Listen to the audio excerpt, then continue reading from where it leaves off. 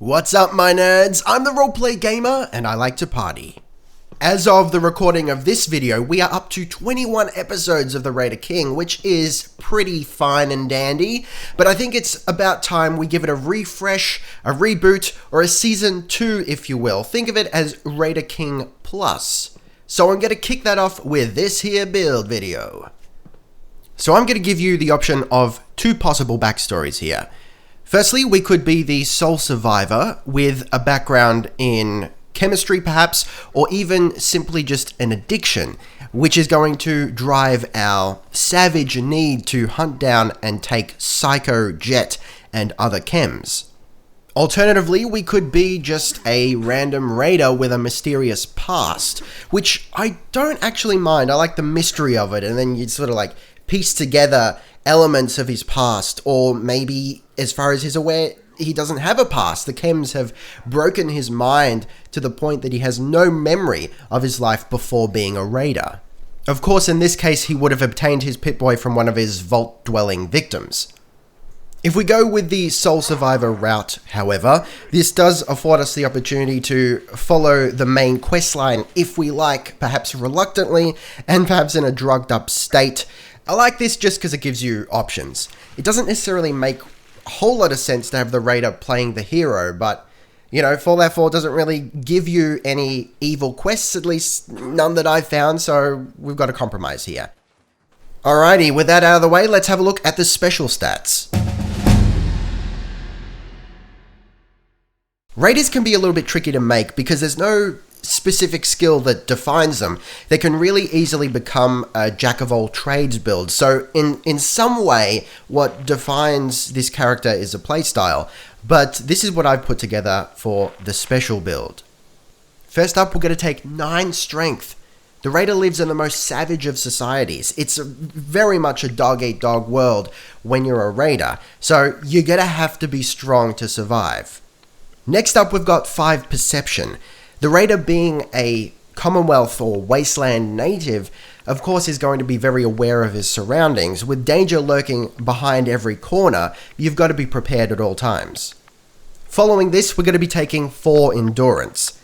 The Raider has mastered the basics of surviving in the Wasteland, but is not going to be earning any Boy Scout medals anytime soon. Next, we'll be taking 2 charisma. As much as I would like to pump this up to the max and use intimidation, it just doesn't feel right for the Raider, even if he is the Raider King, to be that charismatic. So we'll be taking just enough charisma to score ourselves Lady Killer to account for a small amount of bad boy charm. The Raider is not particularly smart or fast, so we won't be taking any points in intelligence or agility. We'll be leaving them at 1. Finally, we'll be taking 6 luck. You have to be a little bit lucky to survive in the Wasteland, and this also kind of gives an element of natural selection being on the Raider's side, which I kind of like. Moving on to perks, and this build can be outlined and very much usable in under 20 levels. So that's what we'll be building towards. In the strength column, we'll be taking Big Leagues and Heavy Gunner. So we'll be alternating between heavy weapons, and when we run out of ammo or the occasion calls, we'll pull out a melee weapon to dispense savage Raider justice. On top of this, we'll be taking Basher for when you just need to smack someone in the face with your gun, and Rooted for when we're surrounded by enemies and we have to use our melee weapon. This will give us the edge. Optional perks here would be Steady Aim. If you want to use a minigun or something, in theory, this should make you more accurate while firing from the hip. In the perception column, we'll be taking Demolition Expert.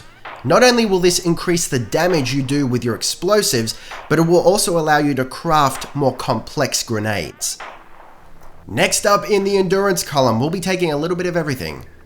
Toughness to give us a little more damage resistance. Lead Belly to protect us from radiation while eating and drinking. Life Giver for a little bit more HP. And Chem Resistant, so that we don't immediately overdose from all the chems we'll be consuming. Next in the charisma column, we'll be taking Lady Killer. Like I said previously, this is to reflect the allure of the bad boy. Following this, we will of course not be taking any perks in intelligence or agility.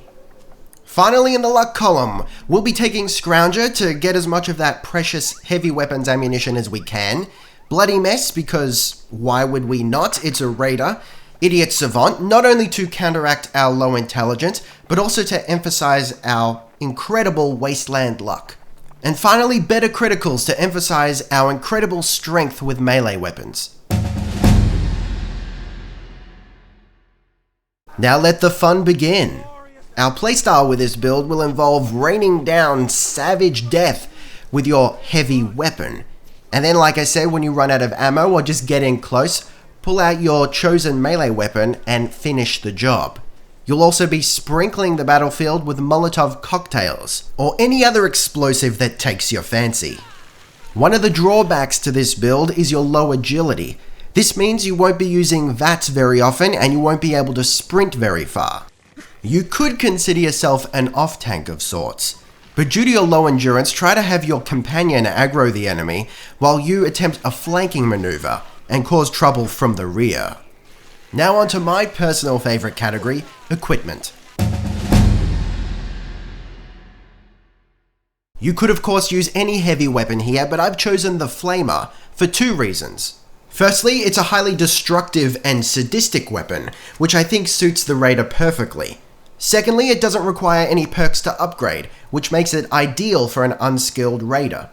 And speaking of sadistic, you just cannot go past the Ripper when it comes to raider melee weapons. Nothing beats the feeling of chaining up a guy's face or popping his head off because he made some crack about your mama. It can also be upgraded with a curved blade without having to invest in any perks. Finally, and as you might imagine, we'll be using raider leathers and raider armor here. I've used mostly heavy variants with the exception of the legs where I've used sturdy. This is just for cosmetic reasons because I think the heavy legs look a little bit too bulky. As a final note on equipment, do not forget to craft plenty of Molotov cocktails, Psycho and Jet whenever you're at a chem station. Quests are going to be a little tough for this build. But like I said before, if you'd like to base this off the Sole Survivor, you can of course go through the main quest line. In which case I would suggest joining the Minutemen and pretending that you are turning them into a big raider clan, or perhaps going the route of the Institute and turning mercenary. Outside of quests, you can go around to all the settlements and take them by force. This involves killing innocents. Take Psycho at every opportunity prior to combat encounters, and Jet when the fighting gets tough. If at any point you run out of Psycho, then it's time to go on a murdering rampage. In terms of companions, I don't think you can really go past Kate for a raider build. She's pretty much the closest thing to a raider herself. Alternatively, if you're not a fan of Kate, you could also grab yourself some dog armor and have dog meat maul your enemies instead. Neither of these companions will object when you start sowing chaos, killing innocent wastelanders, and smothering the Commonwealth in a sea of blood. And there you have it, that's all she wrote. Let me know what you think of my new raider build. I will be using this in the new Season 2 of The Raider King. We might be taking over Far Harbor, or perhaps even taking down the Mechanist, the last true threat to the Raider King's throne. Let me know what you think in the comments below. Thank you very much for watching. Don't forget to gently caress that like button, for it needs love, like everything does. And keep an eye out for more roleplay builds, because I'm suddenly inspired. I got creative juices flowing. Fallout 4 juices are flowing. Things are in motion. Cogs are moving. I want to make more roleplay builds and different builds, perhaps more offbeat stuff, things that most people would never even think of. So I'm very excited about that. Finally, I entrust to you the responsibility of tasting the game. Be excellent to each other, and I'll see you next time. Roleplay Gamer, out.